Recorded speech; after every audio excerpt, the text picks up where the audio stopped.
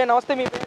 నా పేరు కామేశ్వరరావు అండి. ఏం చేస్తుంటారు మీరు? నేను పెయింటింగ్ చేస్తాను. చంద్రబాబు నాయుడు గారు మీ గోదావరి జిల్లాలో పర్యటిస్తూ ఉన్నారు.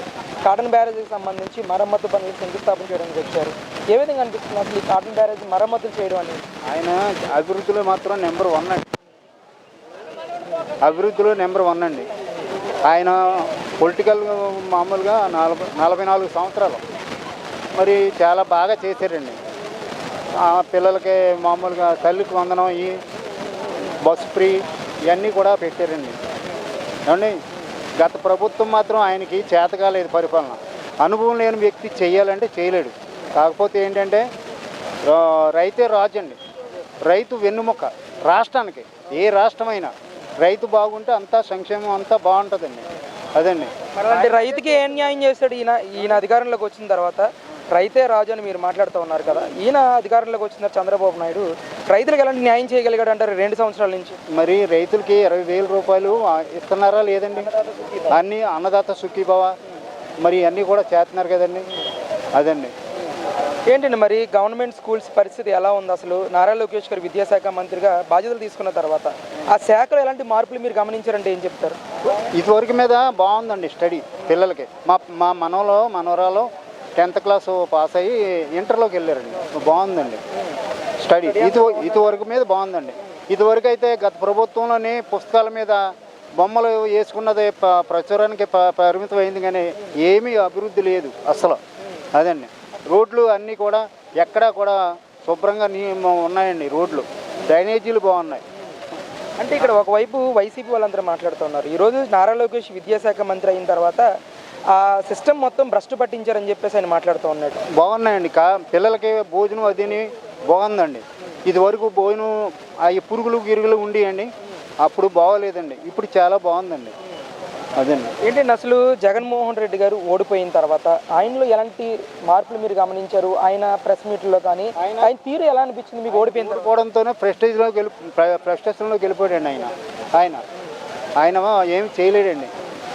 ఒకళ్ళ సలహాలు తీసుకుని చేసి ముఖ్యమంత్రి మనకి అవసరం లేదండి. అదండి. చంద్రబాబు నాయుడు విజన్ ఎలా ఉందండి 2 ఏళ్ల నుంచి కూడా? రాష్ట్రం ఎవరిని అలాగా ఇలాగా అడిగి చేసి పద్ధతి కాదండి. అభివృద్ధి చేస్తారండి.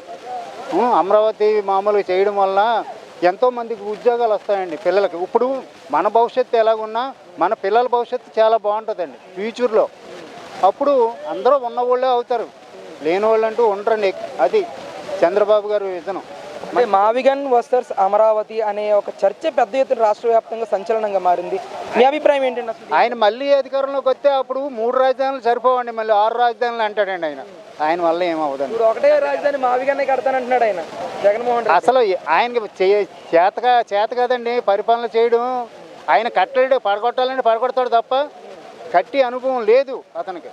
అసలు రాజధాని ఆయన వల్ల అవ్వదండి. చంద్రబాబు నాయుడే రాజధాని లేకుండా రాష్ట్రాన్ని ముందుకు తీసుకెళ్తా ఉన్నాడు. రాజధాని అసలు ప్రస్తావనే లేదు చంద్రబాబు నాయుడికి. డబ్బులు దోచుకోవడానికి అమరావతిని ముందుకు తీసుకెళ్తున్న పరిస్థితి ఉందని చెప్పేసి ఆయన మాట్లాడుతూ ఉన్నాడు.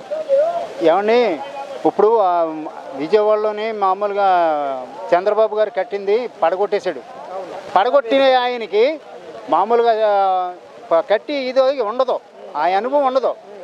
ఒక సంవత్సరాన్ని పాడు చేయాలంటే పాడు చేసేవాడికి పాడు చేస్తాం అలవాటే కానీ బాగు చేసే అలవాటు ఉండదు. ఇది కూడా అలాంటిదే. చంద్రబాబు అధికారంలోకి వచ్చిన తర్వాత సంక్షేమ కార్యక్రమాలు ఏమీ ఇవ్వట్లేదని చెప్తా ఉన్నాడు ఈయన జగన్మోహన్ రెడ్డి. మీ అభిప్రాయం ఏంటి? ఇవ్వడానికి ఆదాయం ఏదండి? ఇదివరకు చేసిన అప్పులకి ఈయన వడ్డీ కట్టి ఇలాగ నడుపుకొస్తున్నారు ఆయన. మహానుభావుడు, ఆయనకి ఇలా చేతులెట్టి దండం పెట్టాలండి. 2027లో పాదయాత్ర చేస్తానని చెప్పి జగన్మోహన్ రెడ్డి ఇప్పటికే ప్రకటించారు. ఖచ్చితంగా పాదయాత్ర చేస్తే గెలిచే అవకాశం ఉంటుందంటారా? గెలవలేరు. మీకు ఆ 11 సీట్లు కూడా అండి, మొన్న 11 సీట్లు వచ్చినాయి. ఈసారి ఆ 10 సీట్లు కూడా పోతాయి. ఎందుకని? అసలు ఆయనదే వస్తుంది. ఎందుకంటే ఆయన ఏం చేయలేడండి.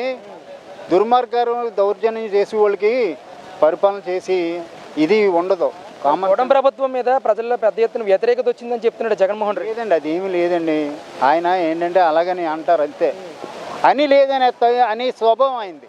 అదండి. మరి ఎలా ఉందండి మీ బుచ్చి చౌదరి గారి పరిపాలన తీరు ఎలా ఉంది? 7వ సారి ఎమ్మెల్యేగా మీ రాజమండ్రి రూరల్ నుంచి గెలిపించుకున్నారు.